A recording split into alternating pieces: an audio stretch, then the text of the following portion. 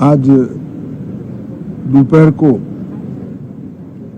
Air India की flight संख्या AI 171 दुर्घटनाग्रस्त हुई और कई पैसेंजर इसके अंदर हताहत होने की संभावनाएं हैं।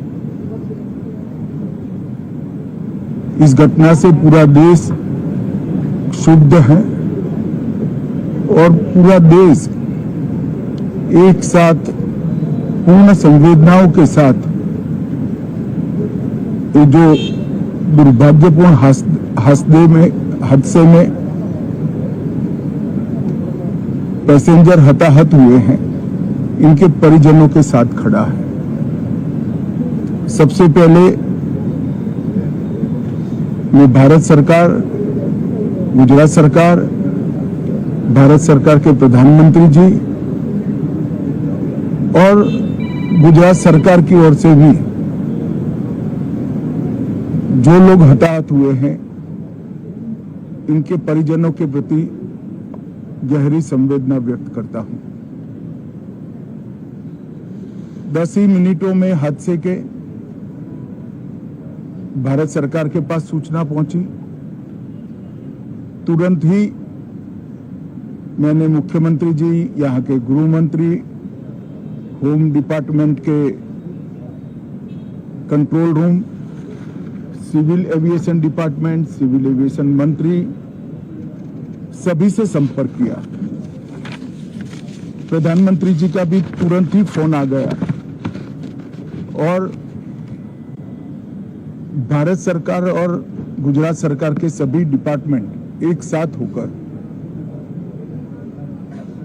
राहत और बचाव कार्य में लगे। इस विमान में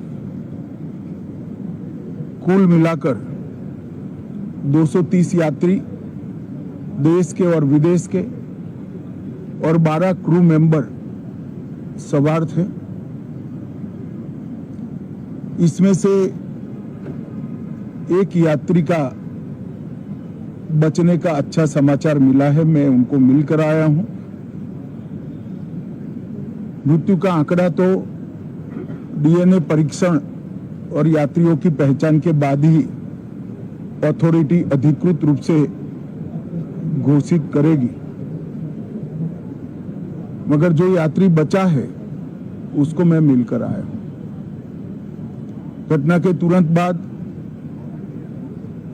गुजरात सरकार ने बहुत त्वरा से डिजास्टर मैनेजमेंट की सारी इकाइयों को अलर्ट करते हुए, चाहे हेल्थ डिपार्टमेंट हो, चाहे फायर ब्रिगेड हो, चाहे पुलिस विभाग हो, भारत सरकार की भी CAPF को संपर्क कर सभी ने एक साथ मिलकर राहत और बचाव का कार्य चालू किया। मगर 1.25 लाख लीटर ईंधन विमान के अंदर ही था और लगभग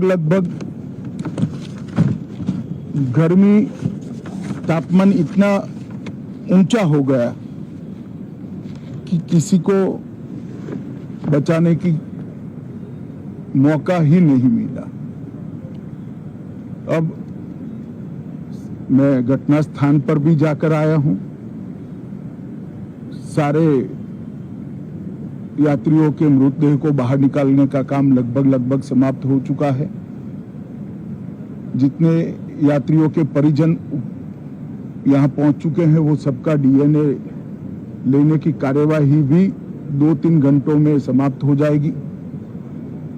विदेश में जिनके परिजन हैं, उनको सूचना देने की कार्यवाही समाप्त हो चुकी है और जैसे ही पहुंचते हैं उनके भी DNA सैंपल लिए जाएंगे और मृतदेहों की पहचान के लिए जितने मृतदेह मिले हैं, इनके भी DNA सैंपल लेने की कार्यवाही समाप्त हो चुकी है। गुजरात में ही लगभग 1000 के आसपास डीएनए टेस्ट करने पड़ेंगे। ये सभी टेस्ट करने की क्षमता गुजरात में विकसित है, तो डीएनए टेस्टिंग के लिए कहीं गुजरात के बाहर जाने की जरूरत नहीं पड़ेगी। गुजरात की एफएसएल और नेशनल फॉरेंसिक साइंस यूनिवर्सिटी दोनों मिलकर कम से कम समय में डीएनए का परीक्षण पूरा करने के बाद परिवारजनों को अपना मृतदेह परिजन का मृतदेह सौंपने का काम करेंगे। उनके रहने की सुविधा, उनकी सांत्वना की सुविधा, जिनको मेडिकल प्रॉब्लम ट्रॉमा के कारण हुए, इनकी मेडिकल की सुविधा, ये सारी व्यवस्था बहुत सुचारू रूप से हो चुकी है। अभी रिव्यू मीटिंग में सारी व्यवस्थाओं को हम सब मंत्रियों ने साथ में मिलकर देखा है। एविएशन डिपार्टमेंट ने अपनी जांच शुरू कर दी है और जांच तेजी से आगे बढ़े, इसके लिए भी एविएशन मंत्री जी ने सूचनाएं दी है। मैं फिर से एक बार राहत काम में जिन जिन एजेंसियों ने त्वरा के साथ बचाव और राहत का काम किया, वो सभी का धन्यवाद करना चाहता हूं। और फिर से एक बार जिन्होंने अपने परिजनों को गंवाया है, हताहत हुए हैं, वो सभी को मनपूर्वक संवेदनाएं व्यक्त करता हूं। मैं एक बात जरूर कहना चाहता हूं कि ये एक्सीडेंट है, एक्सीडेंट को कोई रोक नहीं सकता, परंतु 365 दिन 24 घंटा इस तरह की घटना के लिए प्रशासन का जो अलर्टनेस है, उसकी कसौटी उसी वक्त होती है जब ऐसी घटनाएं होती है। और आज गुजरात के डिजास्टर मैनेजमेंट की तैयारियों का एक प्रकार से दुर्भाग्यपूर्ण तरीके से मगर कसौटी हुआ और बहुत त्वरा के साथ यहाँ पर काम किया गया, वो पूरे देश के मीडिया के सामने और परिजनों के सामने भी आया है। अंत में मैं फिर से एक बार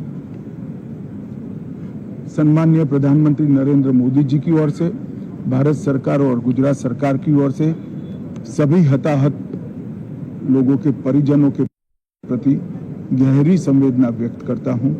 धन्यवाद।